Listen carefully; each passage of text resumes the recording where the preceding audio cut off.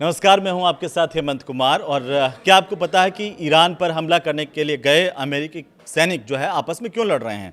इसे लेकर के कई तरह की चर्चाएं और मीडिया रिपोर्ट्स भी हैं। आज के इस वीडियो में हम इसी को समझेंगे, क्योंकि अमेरिका और ईरान के बीच कहा जा रहा है कि किसी भी वक्त जंग हो सकती है, लड़ाई हो सकती है। ईरान पूरी तरह से अलर्ट मोड पर है। माना यह जा रहा है कि अमेरिका ने भी अपनी तैयारियां पूरी कर ली हैं। अब आप देखिए कि अमेरिका की तैयारियों की अगर हम बात करें तो अमेरिका ने दुनिया का सबसे बड़ा विमान वाहक पोत यूएसएस जेराल्ड आर फोर्ड तेजी से ईरान की तरफ बढ़ा दिया है। ये सबसे बड़ा लड़ाकू जहाज है, लेकिन ये जहाज एक बड़ी मुसीबत भी लेकर के आया। और ये मुसीबत क्या है, ये सुनकर के आप भी हंसने लगेंगे। दरअसल कुछ मीडिया रिपोर्ट्स के मुताबिक जहाज के अधिकतर टॉयलेट जाम हो चुके हैं और इससे विमान में मौजूद सैनिकों की जिंदगी बदहाल हो गई है।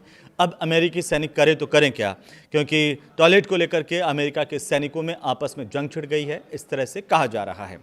4500 से ज़्यादा नौसेना के जवान हैं जिनको रोज़ाना 45 मिनट तक लाइन में लगना पड़ रहा है इस सबसे बड़े लड़ाकू जहाज पर। सीवेज सिस्टम पूरी तरह से फेल कर गए हैं, इस तरह की जानकारी सामने आ रही है।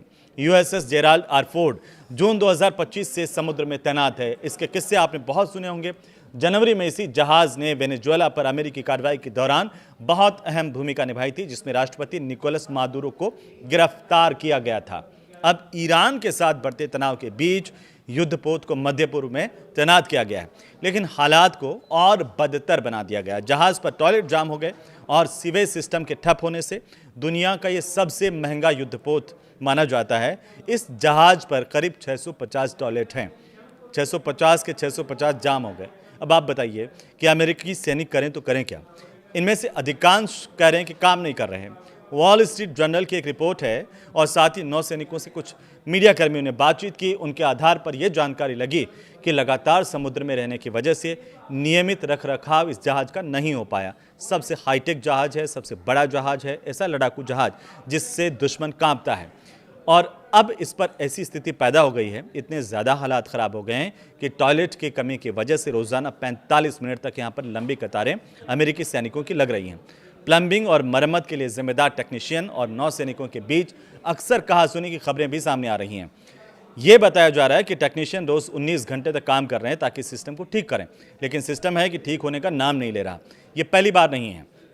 अब आप सोच रहे होंगे कि इतना बड़ा देश और इतना बड़ा लड़ाकू जहाज, उसमें ये समस्या आ गई, तो आपको जानना चाहिए कि ये पहली बार नहीं है जब ये समस्या सामने आई हो। पिछले साल की बात है, जब मार्च में महज 4 दिनों में 250 करीब 205 टॉयलेट ख़राब हो गए थे।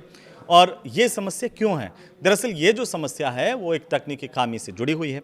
अत्याधुनिक सुविधाओं से लैस होने के बावजूद ये युद्धपोत एक नाजुक वैक्यूम आधारित सीवेज सिस्टम पर काम करता है। इसका मतलब है कि एक वाल्व की खराबी पूरे विभाग के सभी टॉयलेट्स को बंद कर सकती है।